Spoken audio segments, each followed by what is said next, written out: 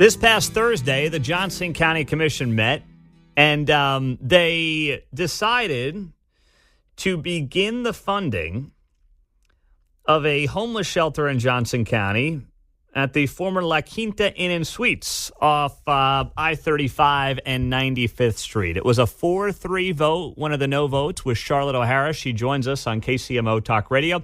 Charlotte, good morning. Thanks for being here. Why the no vote on your part? Well, as I told my colleagues on the Board of County Commissioners, that if this business plan was presented to any financial institution, they would have laughed them out of the room. It was just absolutely an embarrassment. An embarrassment. It appears that it will be a $1.5 million cost to the county unless the cities choose to step up and contribute to this homeless shelter. But their funding would be based on an annual basis. It's just unbelievable. The whole thing is just unbelievable, especially since in the beginning the board was told that we would go under contract for the $6 million.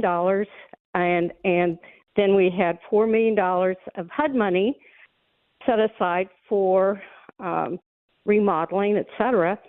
And then we were going to find an operator who had the financial capabilities of running the shelter with no cost to the county.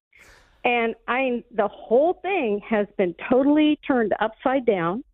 According to Commissioner Fast, we have a $700,000 allocation on an annual basis for wraparound services for the homeless shelter.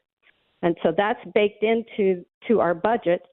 And now the operator, Restart, is telling us that they need a subsidy of 40% of their operating costs, and that doesn't even include the costs for security, which in 2023 we were presented that cost would be about $250,000. This is just an absolute disaster. So you guys, an absolute disaster. So the county commission voted to buy this La Quinta Inn and Suites there at I-35 and 95th Street for $6 million. You guys used a lot of the federal COVID relief money. And then you'd figured, hey, we buy this thing for $6 million, and we got this money in the bank from COVID, and then we'll wipe our hands clean. But now this group... Well, then with the Go ahead. $4 million of HUD money to remodel it. So an investment of $10 million. All right, so $10 million down. And I did not support this. Mm-hmm. I've called it nothing but a money pit because that initial contract price of $6 million was increased $350,000 already. And it is a financial mess.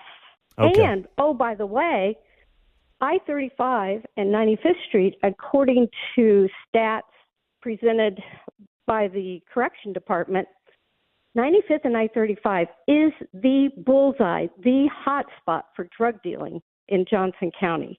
Now, Overland Park and Lenexa says, those stats are incorrect. They're incorrect. Oh, really? I mean, it would make sense to me. I mean, Oak Park Mall and everything, you got everything going on right there. It makes perfect sense that would be a hot spot for drug trafficking in the area.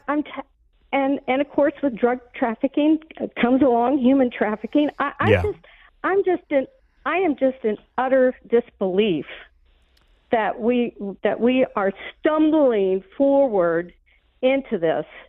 And I have talked to one mayor, and he had no idea. So basically, our staff is talking to the city's staff saying, hey, we need this money. You think you guys can pony up? And the city managers are going, oh, sure, we can do that. They're making promises for the elected councils. They've not even seen this. That's crazy. Yeah, so this group Restart is saying that it's going to cost $1.5 million to run this thing every year, but they admit that they need a bulk of that to be subsidized by the cities in Johnson County and the county itself, right? Yes. Okay. Yes. And so basically, we are continuing our tradition of funding NGOs. I mean, we fund SERI, which has all of the statistics, and we've been subsidizing them for years. We're sending them $300,000 a year. Mm-hmm. We subsidize United Community Services. The list goes on and on and on. And now we're going to add another NGO. Oh, and by the way, we just sent $1.5 million to KC 2026, another NGO on the Missouri side for the World Cup. Wow. All right. It's a mess. What? It sounds like it. Okay. So I don't know if I have a shovel big enough to try to get through this. And for those that want to know, NGO is non-governmental organization, so one of these nonprofits. Yes. Okay. So on that note, then, I mean, what for people that say, "Hey, Charlotte O'Hara, we got to help the homeless in some capacity in Johnson County. What do we do? What's the answer?" Okay. So I have had direct experience with the homeless. My daughter was 10 years old when she came to my home, and her brother was with her. So I took in two children who needed a home. They had no place to go. Is that right? And wait, they were home. They were just homeless kids who showed up. Their grandmother was taking care of them, and she died suddenly. This was a family connection, and nobody was going to take care of them. And so I stepped up and said, it took 3 times. The first time I heard, I said, "Oh my gosh, somebody has to do something about it." Mm-hmm. Second time, "Oh my goodness, somebody has to do something about it." And then the third time, "Oh my goodness, I have to do something about it." So I understand this issue, and you have to have a long-term commitment in these people's lives. This isn't just a one and done. These folks have ongoing needs. And in my estimation, it is the faith community that needs to step up. We need to have a long-term commitment. I mean, I adopted my daughter. Unfortunately, her brother chose not to stay with us. I homeschooled them. I caught them up. I loved them. And that is the element that is lacking in government. We have wraparound services, but we need people that actually are committed to these folks' lives on a long-term basis. This isn't easy. This is not, and it is not a write a check and forget. That doesn't work.